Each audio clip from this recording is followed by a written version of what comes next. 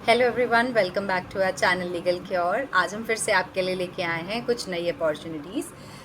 आज हम बात करने वाले हैं regarding notification of post of teaching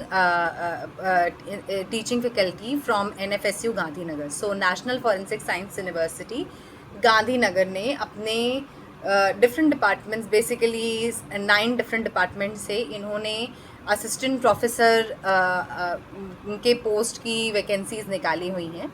और ये जो वैकेंसीज़ हैं ये first of all purely contractual हैं। ये जो पूरी वैकेंसीज़ हैं ये गांधीनगर कैंपस के लिए हैं। तो अगर आप इसमें सेलेक्ट होते हैं या आप इसमें रिक्रूट होते हैं तो आप गांधीनगर में आप जितने भी टाइम के लिए कॉन्ट्रैक्ट होगा उतने टाइम के लिए आप वहाँ पे वर्क करेंगे। अब बात करें कौन से एरियाज से आ रही हैं। ये 9 डिफरेंट स्कूल से आ रही हैं। ये जो वैकेंसीज़ हैं हर स्कूल से डिफरेंट वैकेंसी है और डिफरेंट संख्या है वैकेंसीज़ की। तो कुल मिला के 56 पोस्ट हैं, 56 डिफरेंट पोस्ट हैं और हर डिफरेंट एरियाज से डिफरेंट स्कूल से आ रही हैं। तो जैसे अगर हम देखें तो ये वैकेंसीज सबसे पहले आ रही स्कूल ऑफ फॉरेंसिक साइंस से।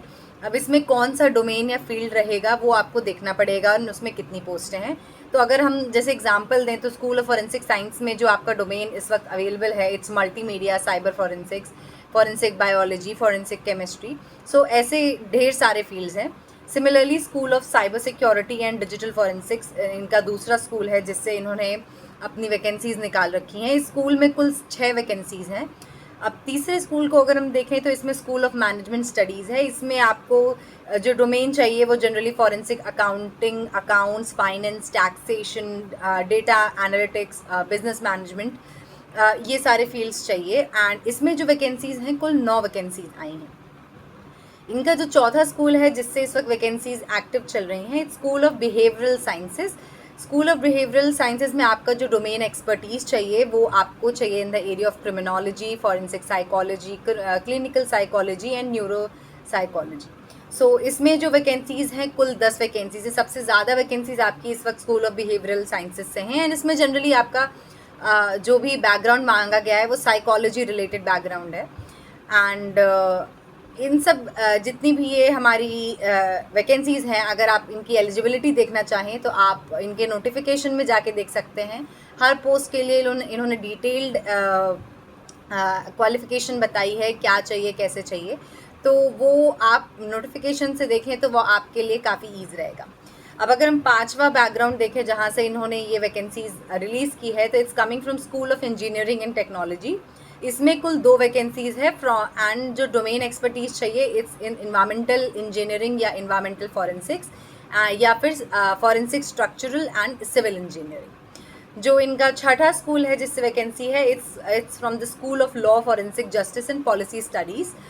इसमें आपका जो डोमेन एक्सपर्टीज़ चाहिए वो आपका लॉ से है, IT, computer application, data sciences, cyber law. अब इसमें अगर आप लॉ के बैकग्राउंड से बिलोंग करते हैं और आप इंटरेस्टेड हैं इसमें, तो सबसे पहली चीज़ इसमें सबसे अच्छी बात यह है कि सबसे ज़्यादा वैकेंसी अगर किसी एरिया से आई हैं तो वो लॉ से आई हैं। इसमें कुल इकलौता लॉ के डिपार्टमेंट से ही 6 वैकेंसीज़ हैं और ये पूरे स्कूल में school of law, forensics, justice and policy studies में ये जो पूरा स्कूल है इसमें कुल मिला के 8 वैकेंसीज़ हैं। तो 8 में से 6 वैकेंसीज़ अकेले लॉ स्टूडेंट्स के लिए या लॉ के फील्ड से संबंधित लोगों के लिए ही है। अब बात करें इनके 7वें स्कूल से तो 7वां स्कूल इनका है school of police sciences and security studies.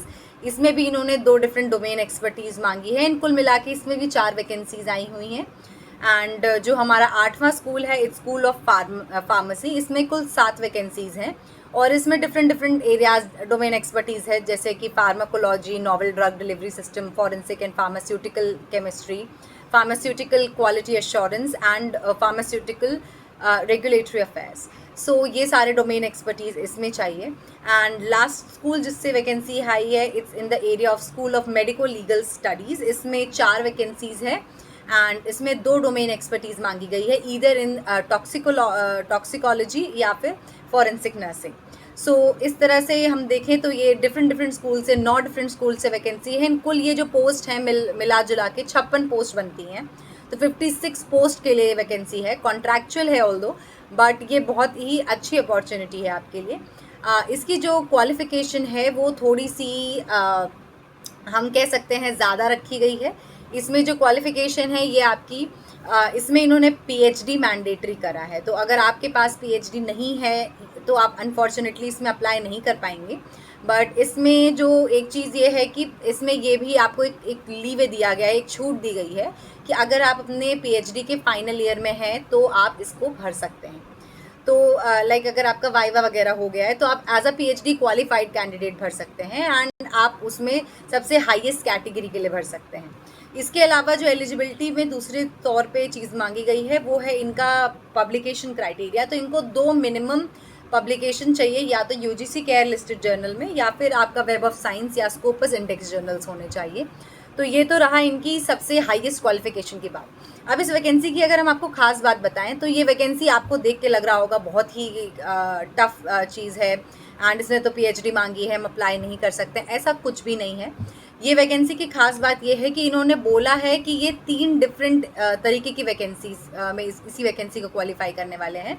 तो सबसे हाईएस्ट क्वालिफिकेशन अगर मिलती है तो अगर आप ये सारे क्राइटेरिया फुलफिल करते हैं तो आप असिस्टेंट प्रोफेसर रेगुलर रेम्यूनरेशन के तौर पे अपॉइंट होंगे। तो ये आपका सबसे हाईएस्ट क्वालिफिकेशन होगा इन दैट इज़ कि आपके पास इसमें पीएचडी भी होगी प्लस 2 आपके रिसर्च पब्लिकेशन भी होंगे क्वालिटी जर्नल में। अगर कोई कैंडिडेट इनको ऐसा हाई क्वालिफिकेशन वाला नहीं मिलता है तो स्टिल ये किसी ना किसी को रखेंगे as a contractual faculty. But उस केस में आपका जो ग्रेड होगा, आपका जो पोस्ट होगी वो होगी आपकी असिस्टेंट प्रोफेसर लोअर रेम्यूनरेशन। सो जो असिस्टेंट प्रोफेसर रेगुलर रेम्यूनरेशन है, जो हाईएस्ट पोस्ट इसकी पॉसिबल है, तो इन्होंने 3 भाग में बेसिकली इस पोस्ट को बांटा है।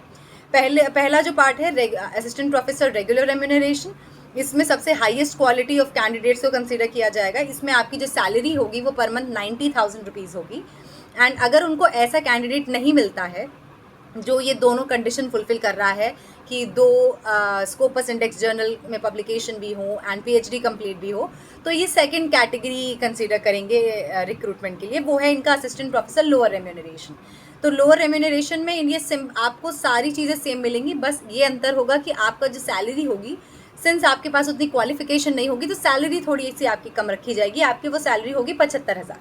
तो अगर हाईएस्ट क्वालिफिकेशन वाले के लिए आप एलिजिबल ठहर रहे हैं तो आपको 90,000 रुपये प्रति माह सैलरी मिलेगी, वरना आपकी सैलरी 75,000 होगी। एंड अगर ये जो सेकंड लेवल वाली क्वालिफिकेशन है इसकी आप एलिजिबिलिटी देखें तो सेकंड वाले में ये है कि आपके पास पीएचडी भले ना हो बट आपके पास नेट क्वालिफिकेशन होना चाहिए। तो अगर आपने मास्टर्स किया है और आप नेट क्वालिफाइड हैं तो आप इसमें अगर भरते हैं तो आप असिस्टेंट प्रोफेसर लोअर रेम्यूनरेशन की पोस्ट के लिए ही एलिजिबल होंगे। बट अगर और उस पोस्ट पे भी आप तभी सेलेक्ट होंगे जब कोई हायर रेम्यूनरेशन वाला नहीं मिलेगा। तो एक तरह से यहाँ पे हायरार्की बनाई गई है।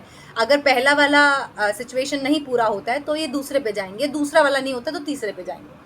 तो तीसरा जो इन्होंने क्राइटेरिया इस हायरार्की में रखा है वो है लेक्चरार का पोजीशन। लेक्चरार के केस में आपकी सैलरी थोड़ी और कम हो जाएगी और क्वालिफिकेशन आपकी थोड़ी और लो कर दी जाएगी।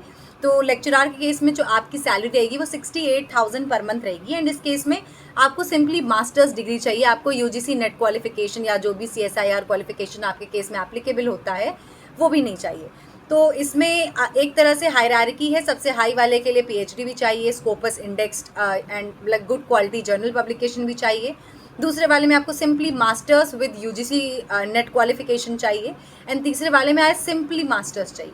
बट इसमें भी एक जो ये चीज़ है कि एक माइनर ड्रॉबैक जो आपको मिल सकता है वो ये है कि अगर आपसे आपसे थोड़ा सा भी हाई क्वालिफाइड बंदा आ गया तो आप वहाँ पे एक तरह से डिसएडवांटेज में रह सकते हैं।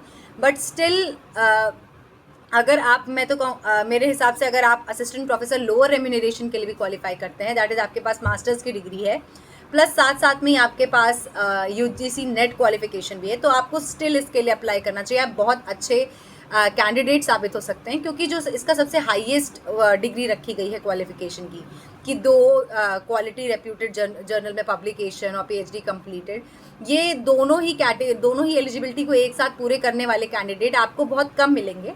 इसलिए चांसेस ज़्यादा हैं कि अगर आप सेकंड कैटेगरी में फॉल करते हैं, अगर आप मास्टर्स हैं प्लस आपके पास यूजीसी नेट क्वालिफिकेशन या CSIR क्वालिफिकेशन जो भी आपके केस में एप्लीकेबल है वो है, तो आप इस पोजीशन के लिए बहुत एप्ट कैंडिडेट रहेंगे और आपके चांसेस बहुत हाई हैं। ऑल्दो इस केस में ऐसे स्टूडेंट्स जिनके पास यूजीसी नेट क्वालिफिकेशन नहीं है वो थोड़े डिसएडवांटेज में रहेंगे, but nonetheless you never know कि कितने लोग अप्लाई कर रहे हैं, कैसे लोग अप्लाई कर रहे हैं। तो आई थिंक आप अप्लाई करने में कोई प्रॉब्लम नहीं है, ये बहुत अच्छी वैकेंसी हो सकती है एक गवर्नमेंट इंस्टीट्यूशन में। एंड एक सबसे बेस्ट चीज़ ये है, इन्होंने अपने जो नोटिफिकेशन है उसमें एक चीज़ ये क्लियरली बताई है कि ये इन पोजीशंस के लिए जो भी 56 पोस्ट निकली है ये 11 मंथ का कॉन्ट्रैक्ट रहेगा, या फिर तब तक जब तक कोई परमानेंट फैकल्टी अपॉइंट नहीं हो जाता। तो इसका मतलब ये है कि ये परमानेंट फैकल्टी की पोजीशंस भी लाने वाले हैं। तो उस केस में अगर आप इसमें यहाँ पे वर्क कर रहे हैं तो पहली बात तो आपको टीचिंग एक्सपीरियंस मिल जाएगा, प्लस आप सेम इंस्टीट्यूशन से रहेंगे, तो एक तरह से आपके पास एक लेवरेज हो सकता है, एक एडवांटेज हो सकता है। तो उस केस में भी आपके फेवर में जा सकता है, क्योंकि ये तो इन्होंने कंफर्म किया है अपने नोटिफिकेशन से कि ये परमानेंट पोस्ट के लिए रिक्रूटमेंट ला रहे हैं। तो ये भी एक आपके लिए प्लस पॉइंट हो सकता है। अब बात करें इसके एप्लीकेशन प्रोसेस की, तो एप्लीकेशन प्रोसेस इनका गूगल फॉर्म के द्वारा होना है। उस गूगल फॉर्म का लिंक इनके नोटिफिकेशन में दिया है। नोटिफिकेशन जो है वो हम आपको अपने वीडियो के डिस्क्रिप्शन बॉक्स में दे देंगे, आप उसको एक्सेस कर सकते हैं। एलिजिबिलिटी आप उसी से देखिए, क्योंकि हर पोजीशन के लिए, हर पोस्ट के लिए बहुत अलग एलिजिबिलिटी है, तो आप उसको अपने हिसाब से असेस करें तो वो ज़्यादा बेहतर अपॉर्चुनिटी होगी आपके लिए।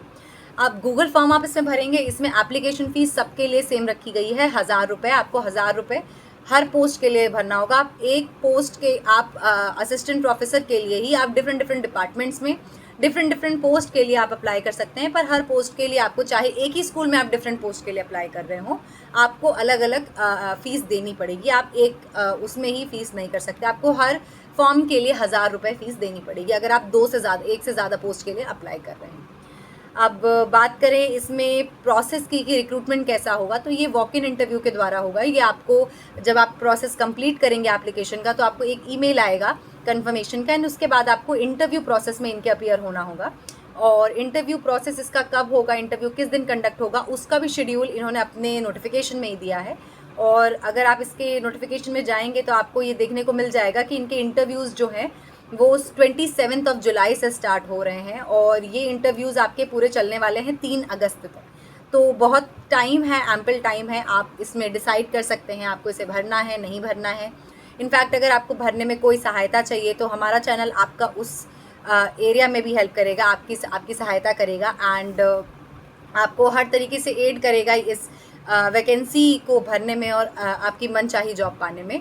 So with this we'll wrap it up and thank you for watching.